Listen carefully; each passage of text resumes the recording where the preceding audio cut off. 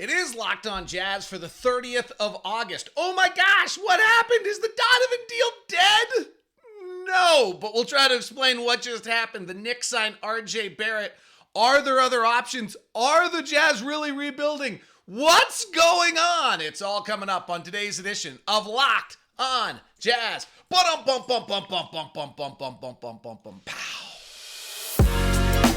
You are Locked On Jazz, your daily podcast on the Utah Jazz. Part of the Locked On Podcast Network, your team every day. How are you? I'm David Locke, radio voice of the Utah Jazz, Jazz NBA insider. This is Locked On Jazz, your daily podcast on the Utah Jazz, giving you insight, expertise, geeky numbers, and hopefully making it way better to be a Jazz fan each and every day. Thanks so much for making Locked On Jazz your first listen of every day. We are free and available on all podcast apps as well as on YouTube. Please give us a 5-star review if you have a chance. That'd be greatly appreciated. Just write your team every day. Or you can write a big long monologue about why you love the show. Or please, in the comments section, just let us know you're there. It's always fun to kind of go review the show on YouTube and see who checked in. Put a little your team, hashtag your team every day. Glad to have you involved. Lots of things to talk about in the chat room today, as well as the big news is the Knicks give the Jazz a deadline yesterday to get a Donovan Mitchell deal done. The Jazz don't bend on their demands, and the Knicks turn around and sign RJ Barrett to an extension, which makes it a little more difficult, but not impossible, to trade with the Knicks if you're involving RJ Barrett. But there's all sorts of times where we've talked about this deal without involving RJ Barrett. So in some ways, on just the simple takeaway on things got more difficult, but they did not die last night. And in some ways, if RJ Barrett was never going to be a part of the deal, from the Knicks standpoint, then things haven't changed at all. Then the Knicks at this point are saying, we're going to take RJ Barrett, we're going to take Rick Brunson, or Jalen Brunson, we're going to take Julius Randle, and we're going to take Donovan Mitchell, and that's our team for the next little bit, and that's going to be it when we get Donovan. There's some argument I could make. There's actually more pressure on the Knicks today to give up an extra pick and get Donovan Mitchell than there was before they signed RJ Barrett. So I'll get to that. But let's see what happened. The best analogy I could give, and this is probably a bad one because it involves dating, and that's never great. But the two teams have been basically at prom, and regardless of whether they came with other dates, and they generally came together, have been dancing at prom all night long. But when the music stopped, somehow prom's probably a bad analogy because it implies high school. So let's go with something older because I'm about to have them leaving together. So all of a sudden, they didn't go home. They didn't go to the after party together. But they're still texting. They're still snapping. They're still interacting. Something went wrong in the sense that they've been dancing together the whole time. And then the Knicks turned around and said, hey, we got to know by Monday whether we're doing this deal or else we got to give RJ Barrett his extension. We've been talking pressure points this whole time. I missed this one. We talked about it, but I didn't realize how much of a pressure point this was. And that is that because Ja Morant had signed his deal and because Zion had signed his deal, and we talked about this, if you've been listening to Locked On Jazz throughout the summer, we've talked about this a lot. RJ Barrett had to be signed to a deal. RJ Barrett's a bizarre player right now. His counting numbers are super good. His second level analytic numbers are really, really bad. Does he help you win? It's kind of unclear. Do you want to commit to him long term? You don't have a choice. He was your third pick of your draft. You got to pay him. It's a little tricky. It's also why it's a little tricky whether the Jazz wanted. My viewpoint on whether the Jazz wanted RJ Barrett is if at worst he was a great asset. But if the Jazz traded for him, he was an asset if they extended him with a poison pill, which is like the in phrase, which is what the Jazz, why everyone is talking about the Knicks Jazz deal being done because of the poison pill. It's only more difficult if RJ Barrett is still a major piece. But if the Jazz are tearing this all the way down and going all into the middle of the pool and fully committed to a rebuild, they may not want RJ Barrett. So there was this phrase this week that the Jazz had the gas pedal down. They might have had the gas pedal down because the Knicks gave them a deadline. So let's start with just the first question. Does this mean that Donovan Mitchell to the New York Knicks in a deal that involves RJ Barrett is dead? No.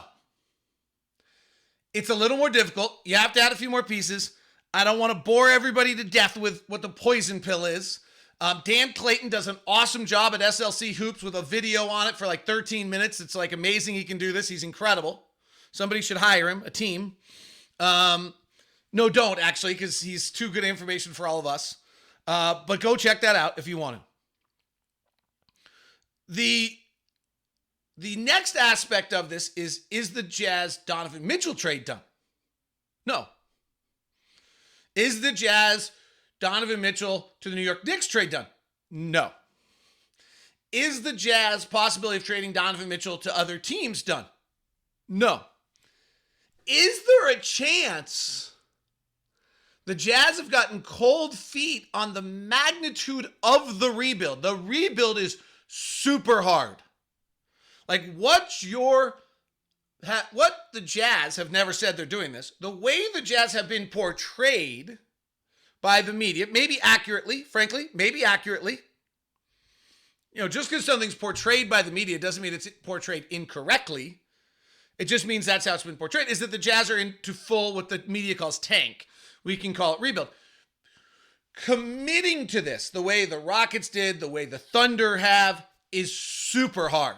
Like, it takes a mental fortitude of immense levels to be willing to literally, like, pull all of this talent off your roster for future assets and start this thing from the bottom up. Math will tell you it's the right thing to do. It's the process. Math will tell you that the way you do this is you get top 5 picks. And the only way you can control that you get top 5 picks is to really pull all of your talent back and lose games and get in the right position in the lottery and hope to get lucky. Doing that and walking around town while doing that and facing the fan base and the calls from season ticket holders and your staff and your crew and your coaching staff and everyone is super hard. It takes a massive, massive commitment. It takes an incredible, incredible diligence, dedicated diligence to the task at hand. There's a chance that the Jazz went, whoa. That's too much. I don't think so. I think Danny's pretty willing to go there. I think Ryan's pretty willing to go there. I think the commitment is there. The numbers add up that's the move. But there is a chance. And what's been interesting this entire time, and I just don't think has been talked about enough, is that the Rudy Gobert trade was such a massive haul. You probably had to do it whether you were in a rebuild or not. Now, the easy answer is if you trade Gobert, you're into a rebuild. And that really, really, really might be true. Like, I kind of generally agree with that. But there's also a minor chance that we traded Gobert because at $40 million, it was a real problem for us down the road. Some people believe that. I believe it less in the sense, just to be clear, that I'm being consistent. I bought a little less in the amount the cap is going to increase in the next coming years. It's going to go crazy. That's why the RJ Barrett deal is a good deal for the Knicks. But there's a good argument that winning with Rudy at 40 was going to be impossible. So if you have this concern that winning with Rudy at 40 is nearly impossible, and you just got offered this haul for Rudy, you make that deal and then you figure out your next step. And the seemingly logical next step is, okay, well, we're just going to go. But as I just talked about, that takes this massive commitment. Maybe the feeling is, whoa. Let's use the Rudy assets. We're not getting what we want for Don. Let's go look at it. So let's address what's next with Don if the rebuild's still coming. And what's next also. Like the Russell Westrbook thing is pretty clear to me that, like I talked about it yesterday, it makes so much sense. Like, it's kind of honestly getting right to the level of the same amount of sense as the Rudy Gobert deal. The world might be just conspiring that the Jazz are going to do this because the rest of the world is saying, hey, you got a bunch of talent, you got a bunch of guys, and we're willing to give you this, and we're going to start your process for you. So let's touch on that. Today's show is brought to you by my good friends over at Murdoch Hyundai, located at 4646 South State Street. I'm going to go down and see Cam there today. And also in Logan and in Linden. I did just get the new Ioniq 5, and the new Sonata Ioniq, I think it's the Ioniq 6 is coming out. It's truly awesome. It's Hyundai doing Hyundai things at an amazing level. And what I mean by that is Hyundai gives you the most amount of bells, whistles, value, safety for the dollar. It's why we bought 2 Santa Fe's. It's why we just bought an Ioniq. It's why my house looks like a Hyundai used car sales lot right now. Because when I do the math and I do the look at what I can get for the dollar figure and the value, it's just not even a question. And then I'm dealing with the Murdochs, and the Murdochs are outstanding. So located at 4646 South State Street, or in Linden, or in Logan. The SUV lineup is great. It's the Santa Fe, it's the Tucson, it's the Kona, and it's the gorgeous Palisade. Every time I see a Palisade, I'm jealous. The new electric car is the Ioniq. Takes a little weight, but it's worth it. And then the Sonata and the Elantra, and the Elantra was the North American Car of the Year for the 2 sedans. If you're going to either of those locations, please email me first at dlock09@gmail.com. I got Jake down at Linden. I got Cameron over in Murray. We'll set you up. We'll give you the VIP experience and give you a great experience at both those. Today's show is also brought to you by Intercap Lending. That's Steve Carter. That's our own personal loan officer. That's our guy. Steve Carter and Intercap. Intercap's such good people. Brock Worthen, who's the president there, has just built a great community company. They do great work. I mean, really, when you want, it's super that they, an entity that they're doing good work in the sense that they make sure they take care of their clients. Why are they growing? Because they get deals done, right? Like that's what takes getting deals done or getting deals done. Why do real estate agents use certain lenders? Because they close deals. That's what Brock Worthen and the guys do. And then Steve Carter's just amazing. I've done 2 loans with him. My COO's done a loan with him. A ton of locked on people. Give Steve Carter a call. He's our own personal loan officer. He will make it so easy for you. 385-800-8528. If anybody in the chat room has used Steve Carter, let us know because it's amazing. 385-800-8528. Intercap Lending, NMLS number 190465. Visit more at intercaplending.com. Again, you're welcome to email me first at dlock09@gmail.com, and I'll set you up with a direct meeting. It is Locked On Jazz, your daily podcast on the Utah Jazz, giving you all the things you need, hopefully making it better. Your team every day. Thanks so much for making us your first listen. If we are on full rebuild, that second listen is NBA Big Board with the crew. They're doing a great job in the offseason. I will be tuned in with regularity. Also, it does say, if you're watching on YouTube, there's a little note, Jazz Labor Day sales going on this weekend. I think it starts Thursday. Word is the deals are going to be incredible. It'll be on the plaza at the team store. So make sure you stop by for that. All right, so what now? What now? So there is this thing called the poison pill. And what it basically means is that now RJ Barrett is, from a trade standpoint, is his current salary, which is 10.9 or something like that, plus the average of his extension combined into one, and moves it down and makes him 26, I think. Okay, it's a weird number. Just work with me if you really want the details and understand it. As I said, Dan Clayton at SLC Hoops does a great job on a 12-minute video on it. It basically means this. The Knicks can only bring in his current salary, but they have to somebody who takes RJ Barrett has to send out a different number, right? So there's a gap. The number, the dollar figures that the Jazz, if they acquire RJ Barrett, has to send out, has to be this number, this made up number, that's the combination of his extension and his current salary. But the Knicks can only take back his current salary. So those two numbers don't match. So the only way you deal with that is you start adding players, making the deal so big that the gap that currently is significant gets smaller and smaller and then falls inside the collective bargaining agreement. Okay? It's totally possible. It's totally possible. So that deal is completely capable of being still done. So while you hear the poison pill and you hear the story that the Knicks gave the Jazz this deadline, this deal is still totally possible to get done. And it's not even difficult, frankly. Like, it's adding more pieces, and what's difficult clearly for the Jazz and the Knicks to figure out is draft capital. The hang up this entire time has been how much draft capital are the Jazz going to get from the Knicks? And that's still the hang up. The pieces are kind of irrelevant. You can include Rose or Fournier or Topham or Grimes or RJ. Okay. The second thing is you can just do the trade without RJ Barrett, which is actually what I think the Knicks have wanted the entire time. And I would argue, and Knick fans, if you're tuned in, you may disagree with this. This is fine. This is what makes this interesting. When the Knicks start the year with RJ Barrett and Jalen Brunson and Julius Randle, and they're all now signed for 3 or 4 years, this is their team, and they don't start the year well, the pressure on them to make a trade just became even more significant than it's been before. Now, I think part of the reason that they just signed RJ Barrett is to trade him a year from now. But this is their team now. And it's frankly not that good unless they add Donovan Mitchell. Then it gets a lot better.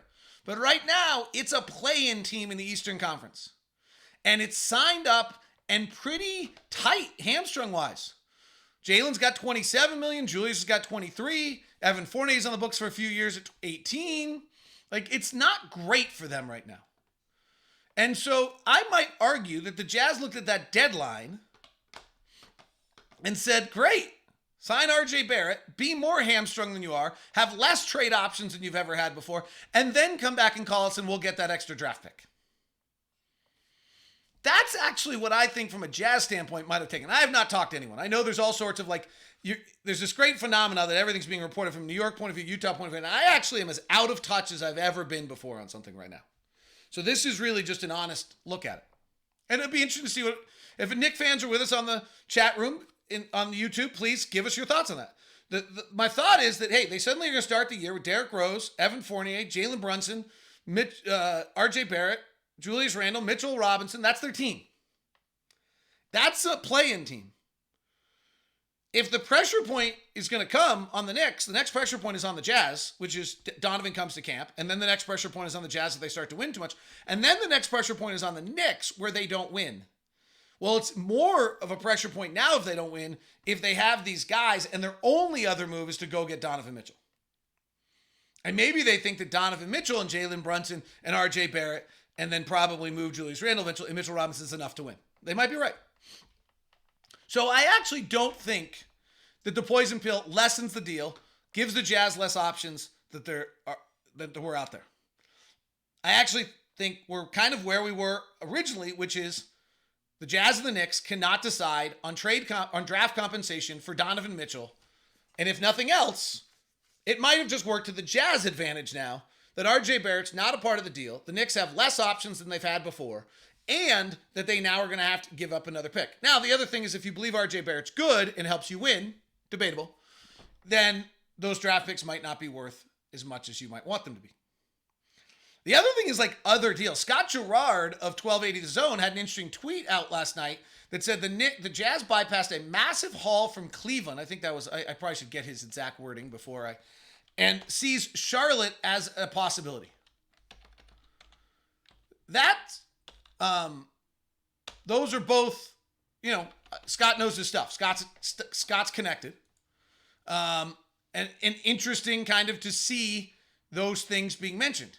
You can start playing with the ESPN trade machine and figure out any of these trades.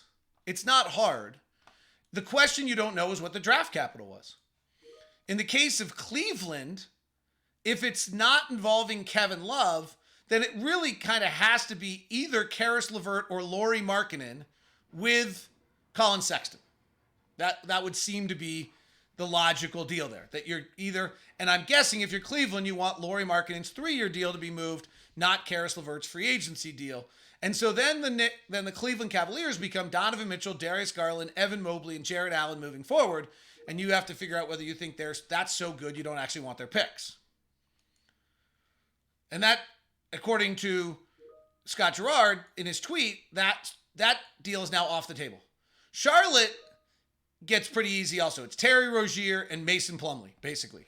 Or it's Kelly Oubre, Mason Plumlee, and PJ Washington. I think get it done also.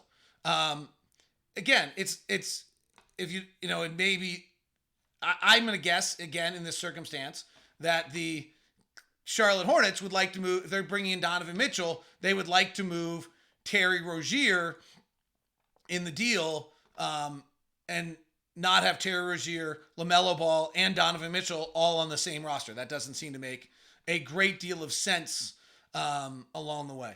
Actually, Kelly Oubre, Mason Plumlee, and PJ Washington do not get that deal done. That's too little. It's not enough to get it done. So you may have to include Terry Rozier. By the way, super interesting note. I'm not sure what I think of this, but when I did this the other day, and did the Terry Rozier and Mason Plumlee trade for Donovan Mitchell, it gave the Hornets one more win. It only gave them one more win than getting Donovan Mitchell for Terry Rozier and Mason Plumlee. I thought that's Hollinger's analysis. I'm not sure Hollinger would want his name on that. I was a little surprised by that. So that gets us, those are the two other deals that are being talked about. And I still think, frankly, that Orlando's a player. Washington's name's been mentioned a bunch. It doesn't make any sense. But I do think there's still other routes out there. That if in fact you want to buy, the Knicks just moved on, which I don't believe for 1 second. There are other routes out there. And there are still just as many routes with the Knicks, frankly.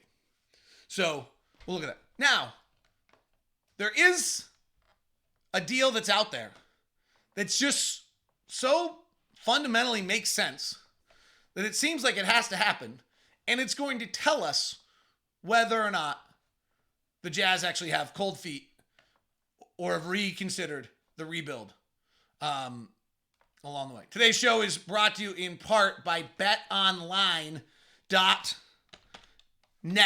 BetOnline with all the latest odds, everything out there for you.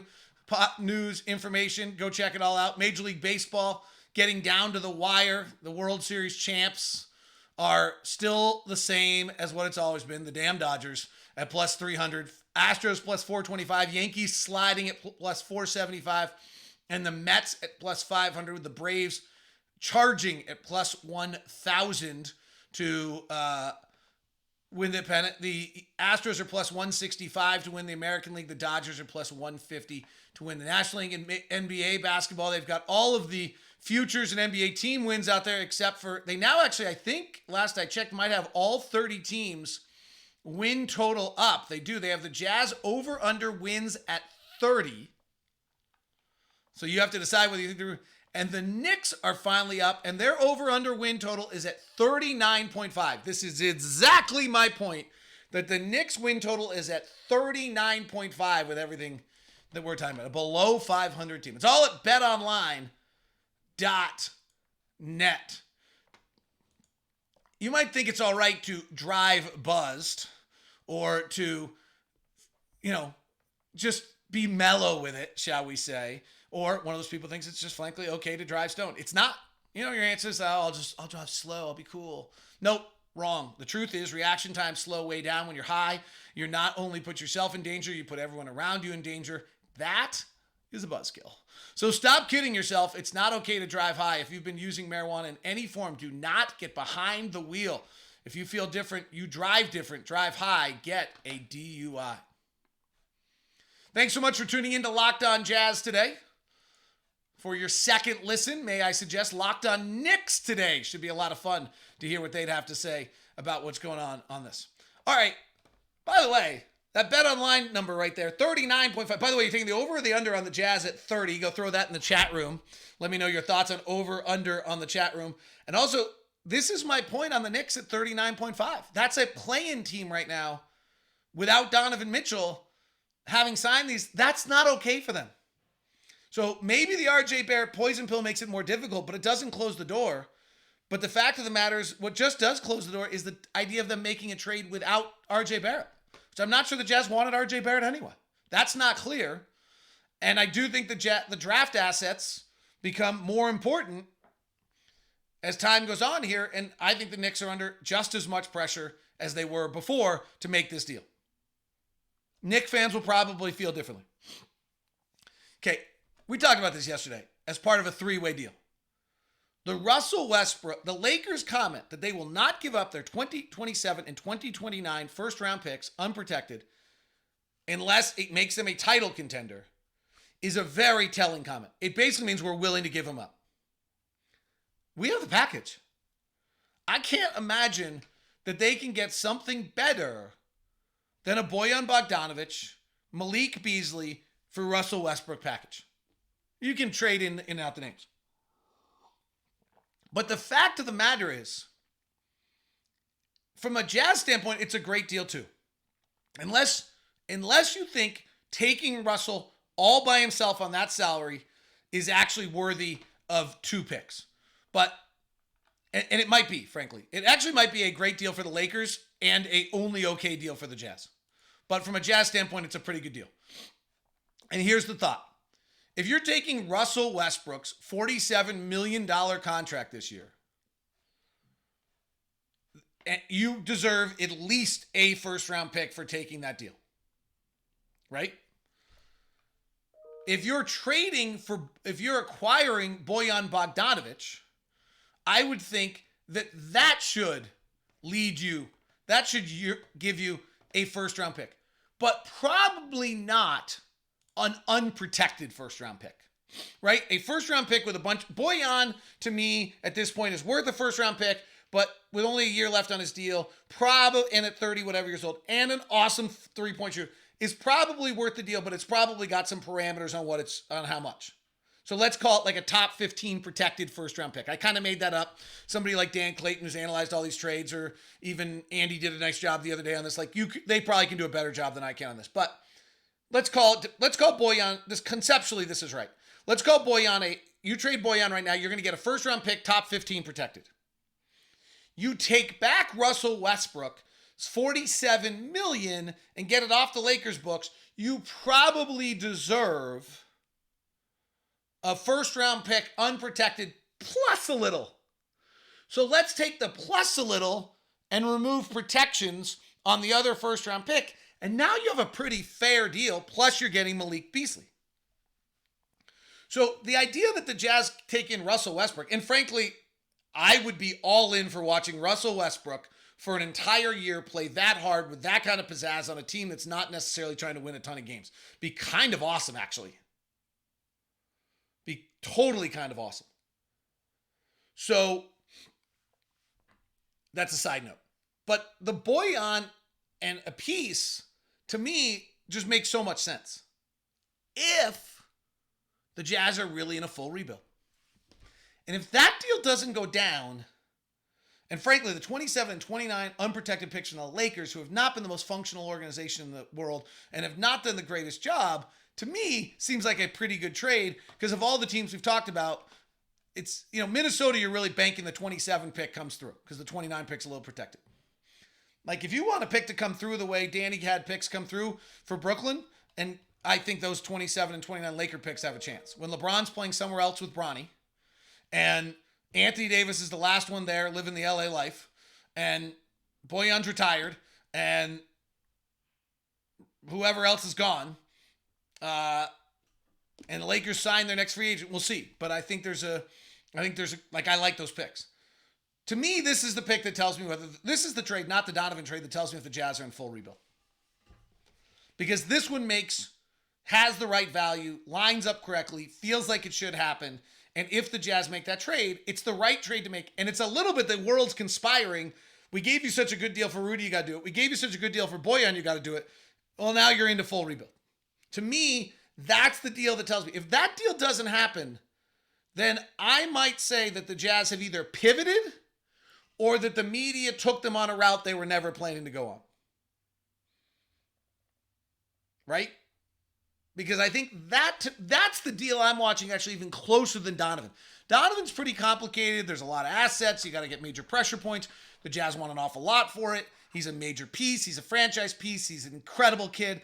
And instead, what we're talking about here is a Westbrook deal that seemingly makes so much sense that it should happen. To summarize, is RJ Barrett coming to the Jazz done? No. More difficult? Yes. Donovan Mitchell to the Knicks done? No. More difficult? Not even really. Donovan Mitchell to other teams possible? Still? Sure, yes. Scott Gerard, 1280 The Zone. Interesting tweet on that. Jazz in full rebuild? Not sure yet. Will Russell Westbrook trade tell us? Yes. Have a great one. Talk to you soon.